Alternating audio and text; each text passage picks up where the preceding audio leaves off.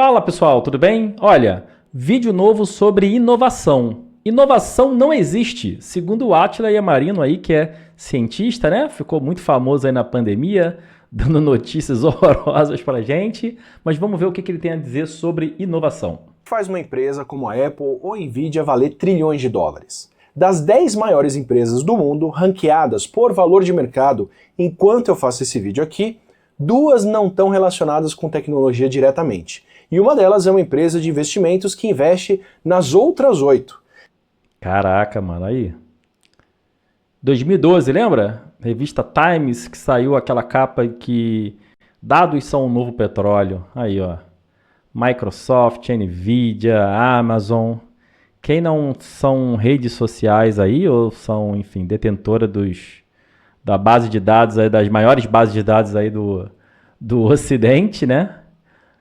São empresas que lidam com dados agora, principalmente com a inteligência artificial, né? Processamento de dados. E banco, né, gente? A gente vive um capitalismo financeiro. Então, bancos que fazem muitas das vezes esses negócios acontecerem, né? Acesso a grandes capitais. Mas vamos lá.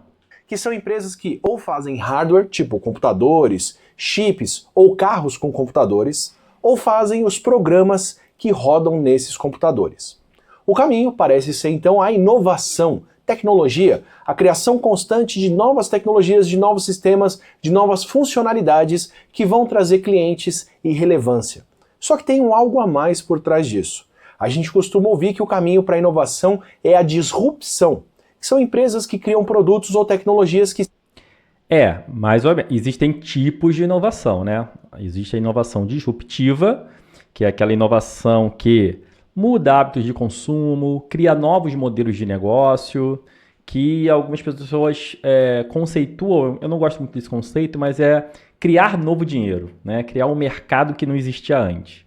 E não é bem assim, né, gente? Assim, eu gosto de dar o exemplo do iFood, porque muita gente fala, o iFood criou um novo mercado de entrega. Não, né? A gente, se você pensar bem, se você tem idade como eu, é da década de 80, 90, a gente já pedia pizza antes em casa, já pedia sanduíche antes em casa, tá? O que o iFood fez foi cercar o mercado, tá? A mesma coisa o Uber. Pô, já existia táxi. Mas táxi é um outro serviço. Já tinha cooperativa, você podia ligar e pedir seu carro, sabe? Então, não é bem assim, tá? Mas, enfim, existem as inovações disruptivas, de fato, né? Essas inovações que mudam, pelo menos mudam o hábito de consumo, tá? Mas existem, principalmente, né, no universo corporativo, o que prevalece são as inovações incrementais, que são inovações que visam melhorar um processo, né? Fazer alguma melhoria no produto, às vezes fazer alguma mudança no produto que vai permitir que ele chegue para um nicho diferente de clientes. Beleza? Então, eu diria assim que 99% das inovações corporativas, que são essas... Basicamente, se ele está falando de empresas, né? Eu acho que é sobre isso que ele está falando, pelo menos nessa parte do vídeo. São inovações incrementais que prevalecem. Que são mais eficientes, mais baratas ou mais atraentes do que as dos concorrentes e com isso ganham espaço, conquistam o mercado e os consumidores são mais bem atendidos e as empresas mais antigas são quebradas nesse processo. Melhor experiência, né? É isso. A gente vive na era da experiência, melhor experiência. Então, se você oferece uma melhor experiência, você tem uma vantagem competitiva diante dos seus concorrentes. Só que nem sempre esse é o caminho. Nem sempre uma empresa cresce o suficiente para incomodar quem domina o mercado, principalmente em mercados que são dominados por poucas empresas. E claro, antes da gente começar a falar sobre a inovação... Que é uma tendência, né? No mundo, no nosso sistema econômico, a tendência, pessoal, é você começar a abrir oportunidades, né? A gente está vendo aí com as inteligências artificiais. Cara, trocentas mil ferramentas e plataformas surgindo, mas a gente já começa a ver, por exemplo, um movimento em que empresas grandes começam a investir nessa tecnologia e ou compram essas empresas menores ou criam as suas próprias tecnologias e aí começam a competir de maneira desleal com essas empresas, porque tem muito mais dinheiro para avançar com as suas tecnologias, com os seus produtos mais rapidamente, né? Marketear e etc. Então, a tendência mesmo é que a gente chegue num oligopólio. Por quê? porque existe uma desigualdade no mercado e essas vantagens competitivas que os grandes capitais possuem, né, favorecem que esse oligopólio, enfim, aconteça, permaneça e até aumente, né? Porque se a gente pegar pesquisas aí de concentração de renda, a gente está vendo que os bilionários estão se tornando trilionários e cada vez mais a gente tem uma concentração maior, né? Isso é um problema. Eu acho que isso é um problema e que a gente precisa, aí, ao longo do tempo, pensar em como solucioná-lo. E como ela tem a ver com o poder de compra de uma empresa, tem uma dica para você que quer escolher onde e como você assiste ao que você quer, entre outras coisas. Esse vídeo aqui tem o apoio da Surfshark, que é a VPN que tem aplicativo e configurações para a maioria dos sistemas. Assina o Surfshark, assina aí o Surfshark para dar moral aí para o Atila. .com/Atila, tá? ou escaneia. Assina aí que é bom. Usou em décadas tanto a fita magnética quanto a secretária eletrônica, que foram recriadas muito depois por outras empresas. E tem outras vezes onde a inovação pode acontecer mesmo em uma empresa concorrente ou que se tornaria concorrente, só que antes disso acontecer, essa empresa é comprada e incorporada por alguém que já domina o mercado, o que é muito mais comum do que parece. Tem muitos produtos que a gente só conhece quando eles se tornam populares na mão de uma grande empresa que não foi quem criou. São produtos que na verdade foram desenvolvidos fora, geralmente em startups. E a gente reconhece a empresa que comprou, né? A gente vê a empresa que comprou e diz que é uma evolução dessa empresa. A Apple, cara, é um caso desse. A Apple, os primeiros microcomputadores com, vamos dizer assim, com visual, né, com interface do usuário navegável, com mouse, foram os computadores da Apple. Mas não é uma tecnologia da Apple, é uma tecnologia da Xerox, sabe? Então, é isso que ele está dizendo, né? Essas grandes marcas, elas também sabem como capitalizar essas tecnologias mesmo quando não são elas as criadoras dessas inovações. E comprados antes de se tornarem um risco.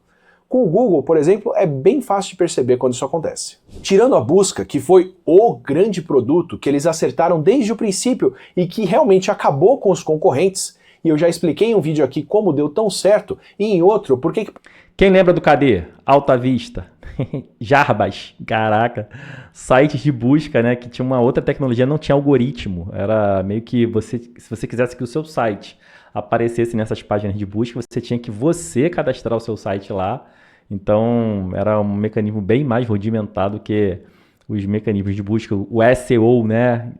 Search Engine Optimization, onde você otimiza o seu site para ser encontrado por esses mecanismos, tá? Desculpa o inglês, mas é por aí. Então, o Google realmente, cara, a busca do Google foi uma disrupção. Foi uma disrupção. Pode estar meio mal das pernas.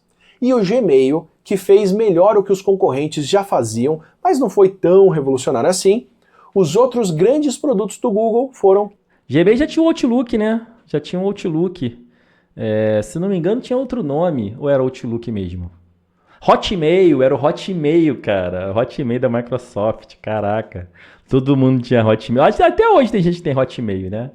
Aí tinha o Outlook, que era o software. Aí depois, com a computação em nuvem, a Microsoft botou o nome do Hotmail de Outlook, né? Para aproveitar o branding do produto, né? Do software. E aí virou software na nuvem. Então, fez sentido.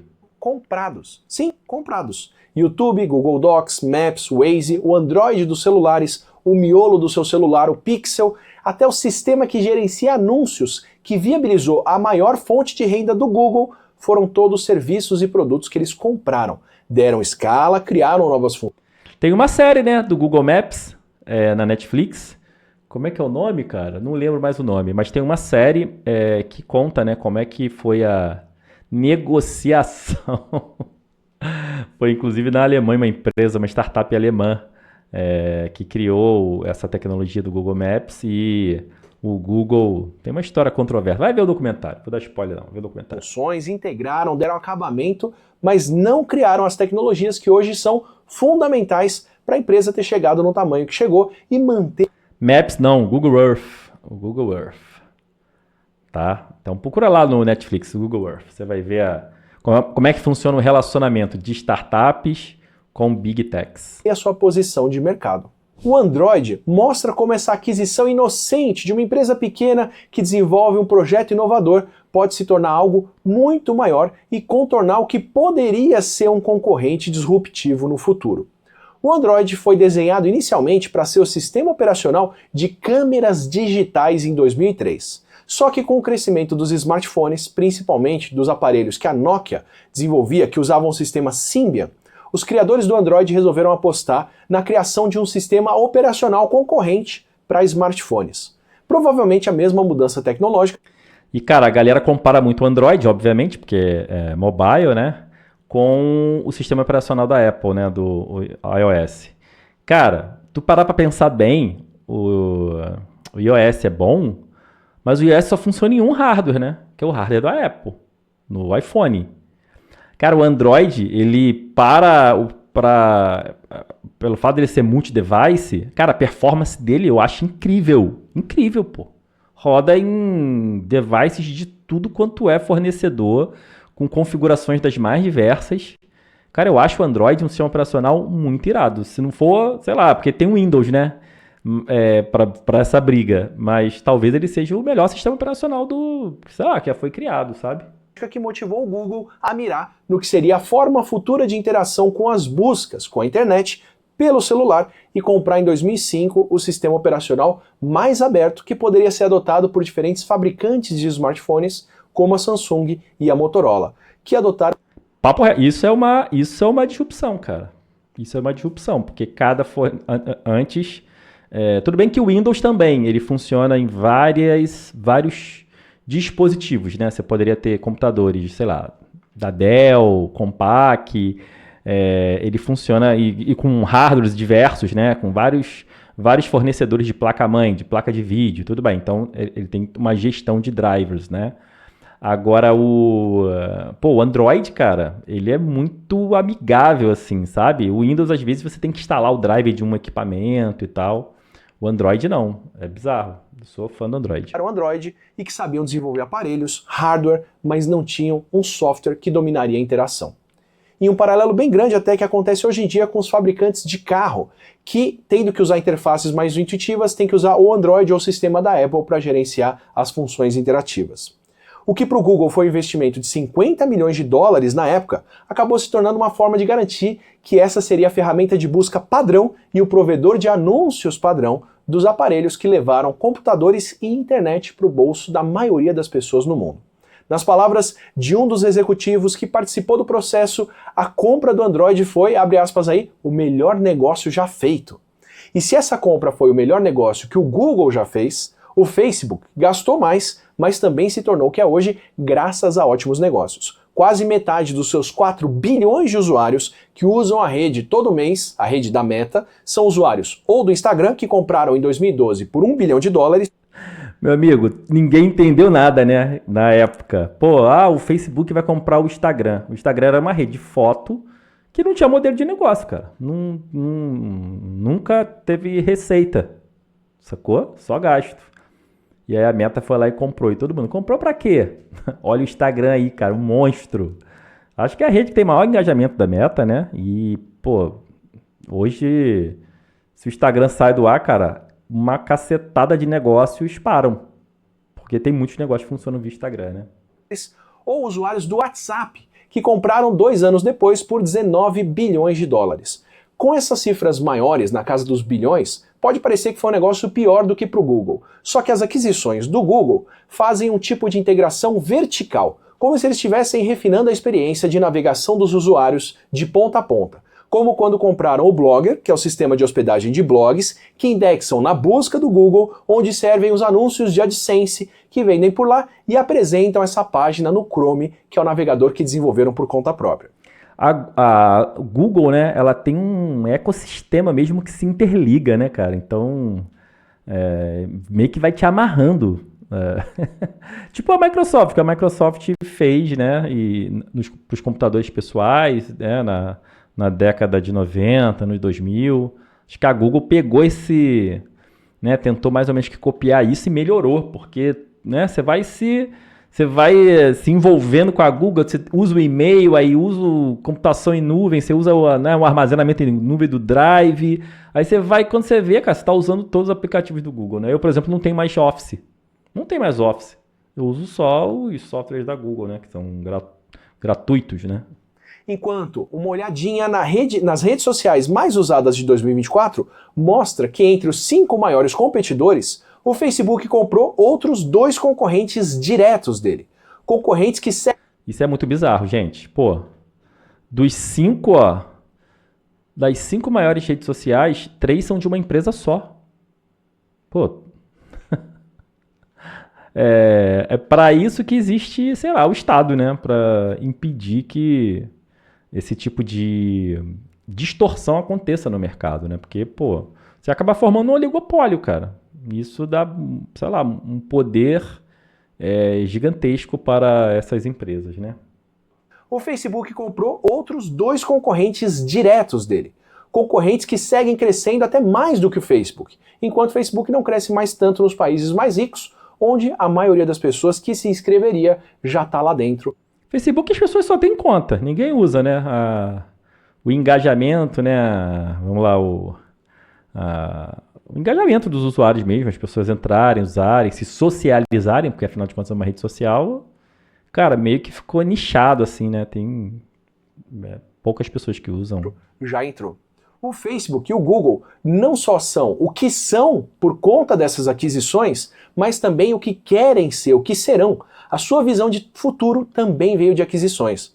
O Facebook, ou melhor, a Meta, mudou o nome da empresa por conta dessa mudança, ou pivotada, como gostam de dizer no Silicon Valley, para o metaverso, para a realidade virtual com a qual gastaram e ainda gastam bilhões em desenvolvimento em cima da tecnologia que compraram com a incorporação da Oculus em 2014. Uma meta que a Meta deixou de lado por enquanto para poder comprar. Metaverso não morreu não, tá? Metaverso vai vir aí, cara. É que cada tecnologia tem o seu tempo para passar por determinados ciclos, né? A IA tá muito rápida, mas o metaverso tá vindo aí. Existem aplicações para o metaverso, né? Não só para nichos como jogos, entretenimento, mas alguns outros nichos estão aprendendo a tirar valor dessa tecnologia. Competir em inteligência artificial com área de saúde, para fazer simulações, né? Área de segurança, Tem aplicações aí, procura aí. Empresas como o Google, ou melhor, a Alphabet, que é a dona do Google, que aposta no seu futuro com uma inteligência artificial como o Gemini, que foi desenvolvido pelo grupo de redes neurais que o... Vocês estão usando o Gemini? Saíram do ChatGPT para ir pro Gemini? Gemini é bom, cara. Gemini é bom. E melhor que o Gemini é o Notebook LM para mim. Porque o Notebook LM, né, depois vocês procuram aí, quem não conhece. É diferente do Gemini e do ChatGPT porque é uma RAG, que é uma expressão que é usada para você ter uma plataforma tipo o chatbot, né, do Gemini, tipo um copiloto, só que com os seus dados, não com dados da internet, sabe? Então, essa é uma parada maneira para você... Porque no ChatGPT, cara, você busca informações, você constrói lá, sei lá, documentos e tal... Você nunca sabe se aquelas respostas são verdadeiras, não são, se tem alguma coisa equivocada, tem que revisar, né? No Notebook LM você faz a curadoria daquilo que você quer trabalhar e, pô, você tem certeza que você está usando como informação para treinar IA dados que você confia, né? O Google comprou a DeepMind. DeepMind, aliás, que é uma empresa que tentava há anos ter mais autonomia no que desenvolve sob o Google como uma empresa separada, mas quando a água bateu por conta do ChatGPT, GPT teve que atender às demandas de manter quem comprou na liderança. Esse sistema de crescimento e inovação por aquisição não é exclusivo de empresas também. Ele também explica a genialidade de algumas pessoas, que tem mais a ver com bolso largo e boas oportunidades do que visão de futuro. Tem muito mais a ver com estar em posição de poder investir em empresas promissoras quando elas ainda não entraram no mercado de ações. Por exemplo, o que fez o dono do Twitter ser a primeira pessoa com uma fortuna pessoal de mais de 400 bilhões de dólares? São principalmente duas... Ser herdeiro? Sacanagem. ...de suas companhias, a Tesla e a SpaceX, que são duas empresas que ele comprou. Sim, comprou. Se tem uma coisa que o Musk é bom de fazer, além de investir, é contar a história certa e garantir que o seu nome vai aparecer como o criador das ideias de outras pessoas. Pô, ele já pagou, né, para aparecer como fundador. Não sei se foi daquela empresa de pagamentos, eu esqueci o nome, mas ele já pagou, cara, para aparecer como founder das empresas. Cara de pau, né? Caraca. Pulando as partes mais controversas, ou pelo menos menos documentadas da sua biografia, com o dinheiro da venda do seu primeiro site, que era o Zip2, que era um tipo de classificados ou páginas amarelas digitais, ele acabou participando da criação de um site de pagamentos digitais que se fundiu com o PayPal, que também foi vendido. O PayPal, com a venda do PayPal, com mais de 100 milhões de dólares na mão e estando no Silicon Valley, onde o grosso das startups de tecnologia são criadas e financiadas, ele teve acesso às pessoas certas com ideias bem suculentas, como a Tesla Inc., uma empresa fundada por 2 engenheiros que queriam desenvolver veículos elétricos focando na bateria, no software e em motores elétricos inovadores, que já estavam desenvolvendo, da qual o Musk foi o maior investidor. Investiu tanto, aliás, que acabou tomando o cargo de CEO da empresa e ganhou na justiça o direito de se chamar de cofundador. Olha que absurdo, cara. Ganhou na justiça o direito de ser chamado de cofundador. Cara, tá claro quem foi o cofundador, mas enfim, deixa... Vamos lá, deixa eu atorar. Mesmo tendo entrado um ano depois dela ter sido criada.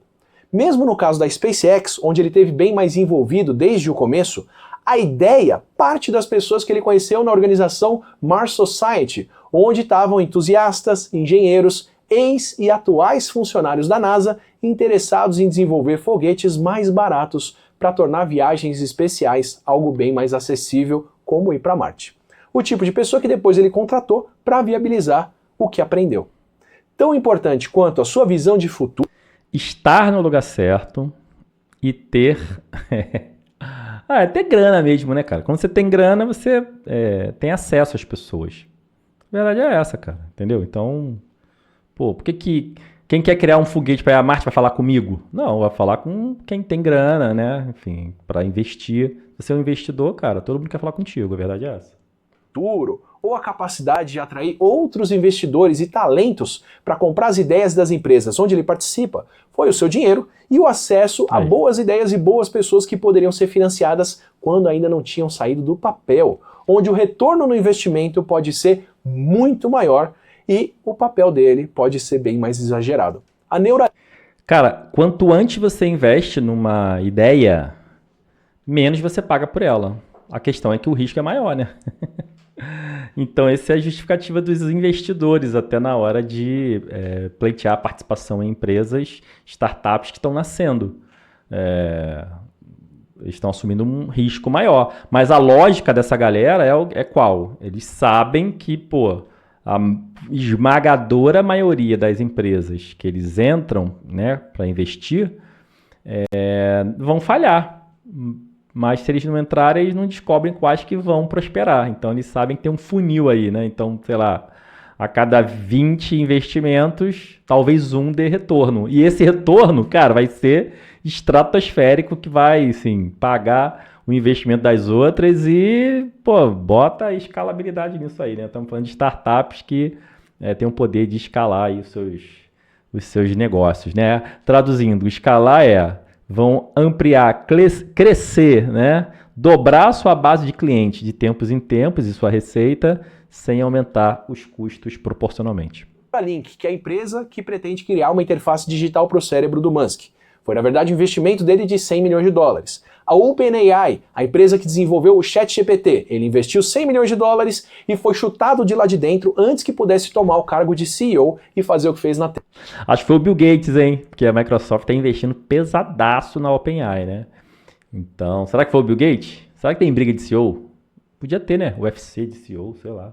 Tesla. A Boring Company, que é a empresa que queria construir túneis de alta velocidade para carros. Essa ele realmente criou, mas foi porque, como ele admitiu para o seu biógrafo Ashley Vance, ele queria atrapalhar a criação de trens de alta velocidade na Califórnia, enquanto não tinha planos de construir nada de concreto ou nenhum buraco, pelo menos. E aí um parênteses aqui. É irônico como, enquanto os donos de carros elétricos na China não precisam de grandes autonomias nos seus carros, porque podem usar os trens de alta velocidade para fazer viagens mais longas, o dono da Tesla trabalha sem parar para garantir que os donos de Teslas não podem fazer o mesmo na Califórnia e precisam pagar muito mais nos carros e nas baterias dos carros sem ter a opção de transporte público. Mas, voltando ao tema... Que legal, né?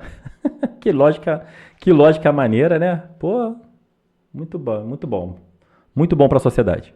Das compras. Não é que grandes empresas ou grandes inovadores ou investidores não acrescentem valor para as ideias que bancam. Claro que fazem isso. Mas dentro do sistema de startups do Vale do Silício, onde as empresas precisam ser viáveis e ter muitos usuários ou muito movimento, quando chegam no mercado de ações para captar investimentos de mercado que as pessoas podem fazer, isso coloca um filtro muito maior para quem ou já tinha dinheiro e faz mais dinheiro com isso, ou quem já tinha contatos. Seja porque só quem tem bolso grande pode investir numa ideia e gastar milhões e milhões até ela sair do chão, ou porque só quem está no clube e tem os contatos certos e os milhões ou bilhões no bolso pode investir nessas empresas nas primeiras rodadas de investimento que são fechadas, resolvidas em reuniões privadas e que são onde realmente o valor de uma ação ou da participação. Os investidores se falam, né? É um clube. Então, quando um vê uma excelente oportunidade, já chama os outros, amigo, e fica naquele clubinho ali.